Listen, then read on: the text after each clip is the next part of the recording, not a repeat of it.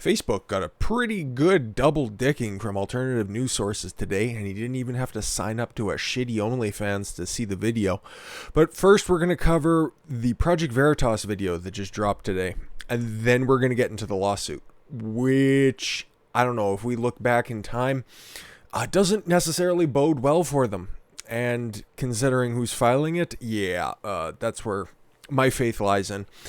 Well, we don't know what that one's all about, but we at least know what the video from Project Veritas is all about here today. Now, Facebook's Zuckerberg praised Biden's executive orders because a fat, soulless head of a corporation recognizes another soulless head of a corporation. Honestly, is the DNC nothing more than just the world's largest money laundering scheme?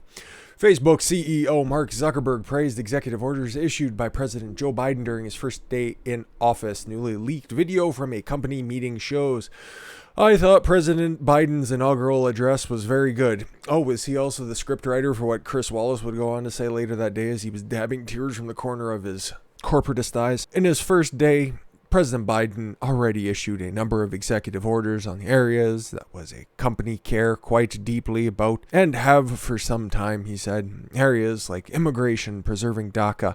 Remember, this is a social media platform. Ending restriction on travel from Muslim-majority countries, as well as other executive orders on climate and advancing racial justice and equity. Remember, just the stupid boomer website that your aunt probably uses. I think these were all important and positive steps. The video was leaked to Project Veritas, a nonprofit watchdog. Yes, we've covered them extensively, but there's a little bit of background.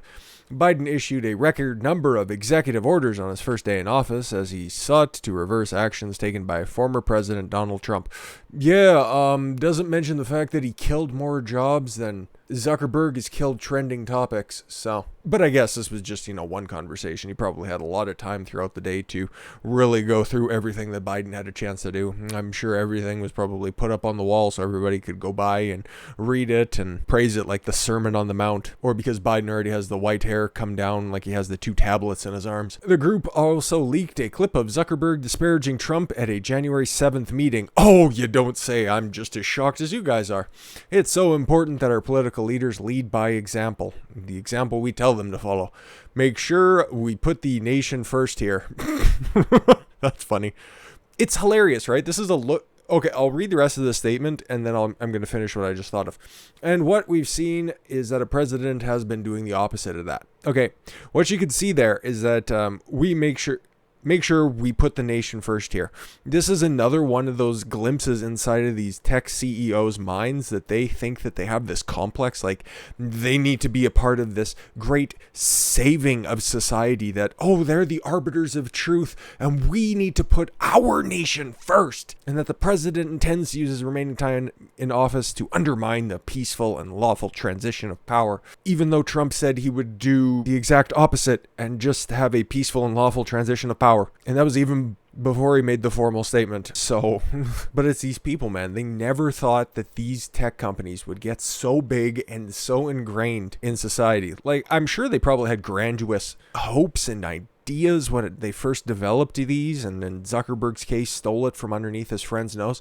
But they never I couldn't imagine that you'd possibly think that this would have been as... Well, Facebook is as big of a platform as it is. What? How many billion or hundreds of millions of users? I don't know if they quite have 1 billion users yet, but I'm sure it's close. Like, I know that there's 300 million Twitter users, and that's nice. You can just pat them on the head, and I wonder how many of those are actually active, because it's realistically a fucking ghost town over there now. You take a look at the trending page, and you see what's organically trending, and then you see the tweet count underneath of it, and barely anything cracks 100K tweets, and that qualifies as like a number 5 trend. But if it has Trump next to it, then it's the only time that you see a 6-figure trending topic. Like, it's just back to 2015 numbers from what I'm told and what I've seen. But I don't know, man. I think Facebook's one of those self-sustaining sort of things. Like, I know it's wildly popular with the right group of people.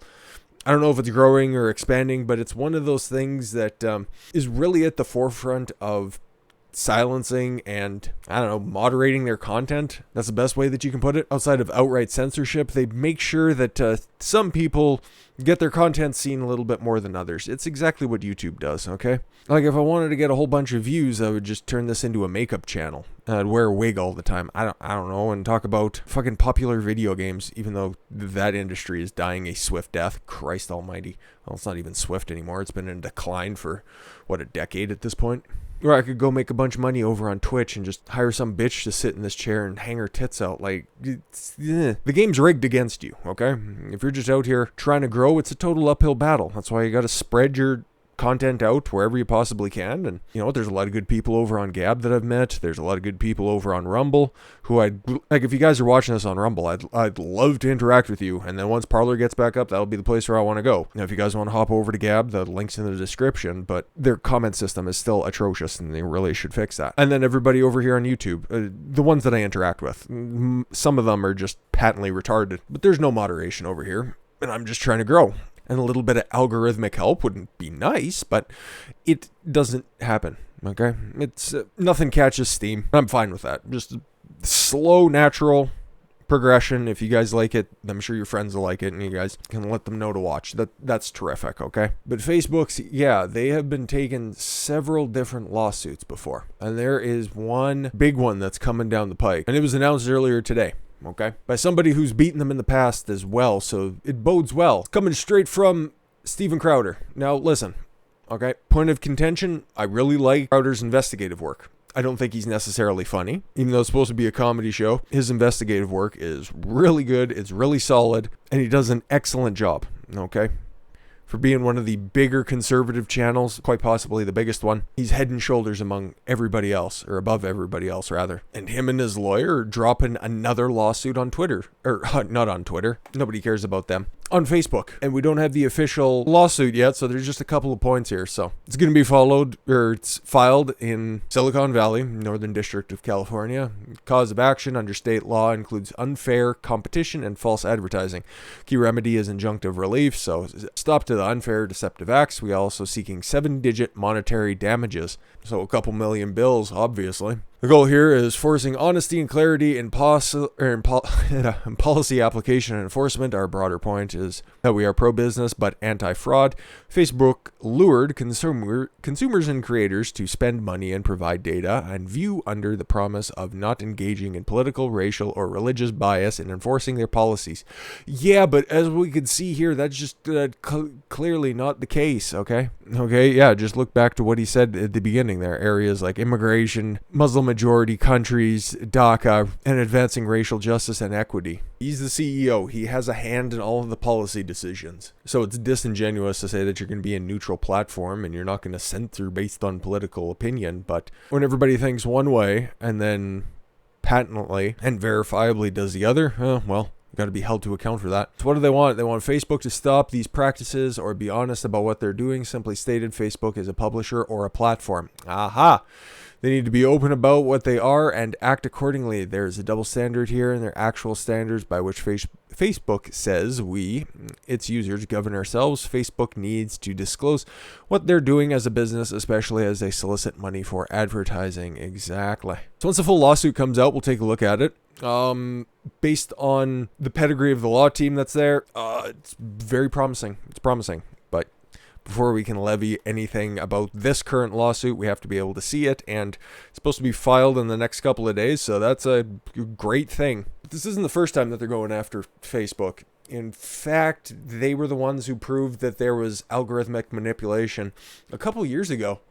That's why I'm very optimistic about this specific lawsuit. So they allege that conservative sites are being selectively targeted for editing on Facebook Trending, their news trending site. Even in the face of the growing pool of proof against them, Facebook insists that the special algorithm to decide what trends and what doesn't. So this is the important stuff of the original lawsuit from back in 2019.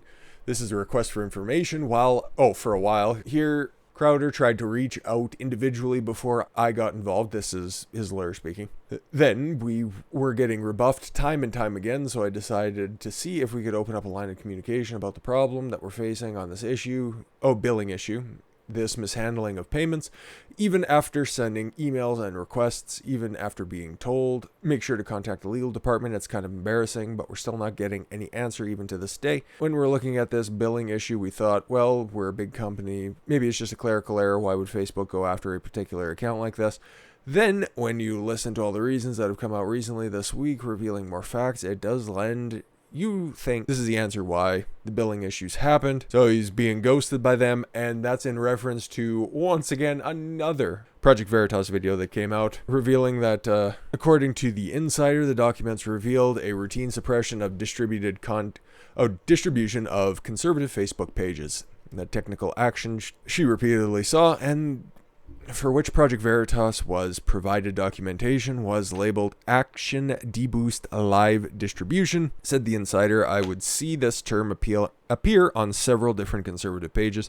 I first noticed it with an account that I can't remember, but I remember once I started looking at it, I also saw it on Mike Cernovich's pages. No, that's fine. Just kidding, it's not. I just don't like Cernovich.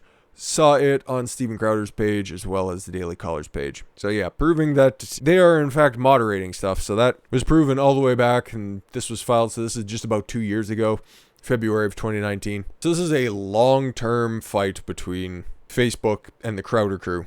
And that's why they have the receipts dating those 2 years prior, that they actively act as a publisher by downregulating the content from conservative pages, and I'm sure that it's probably going to come back up in this lawsuit once it gets properly filed. So yeah, big day for Facebook. Not necessarily good for Facebook, but good for people who want a clear and honest set of rules, because I think that this is probably the first step in order to figure out what the fuck to do with these big tech platforms, okay? Because like it or not, if you're on them or not, they are shaping public discourse. Like how you see everybody's name plate on mainstream media, in sports, everywhere you look, it always has their name, and then it has their social media handles, and it's a Twitter and a Facebook page. It's ingrained into daily life, and if they are moderating one side of the conversation in order to promote the other side of the conversation, should at least know about it, and that's what they're looking for here, okay? Tell us what the deal is. We can play within the rules or choose not to play within them. Tell us what the fuck we're doing here. Do pay the man for being a seedy businessman after all. But yeah, until we get the lawsuit, there's not a whole hell of a lot more we can do about that. And hopefully something happens with that Project Veritas video, because yeah, we could all kind of figure based on all of the cabinet picks that come from the cabal of big tech, the Facebooks, the Googles, all of their former employees that are getting preferable treatment within the Democratic establishment. It doesn't necessarily come as a surprise that they're pushing full force for good old Uncle Joe. But I'm sure he's going to pop up within the next couple of videos here, so we'll scurry on to the next topic, because corrupt practices don't just live on big tech. I thank you all very much for the gift of your time. I've been Don Consuelo. I want you to follow your gut and get after it. Take care, everyone.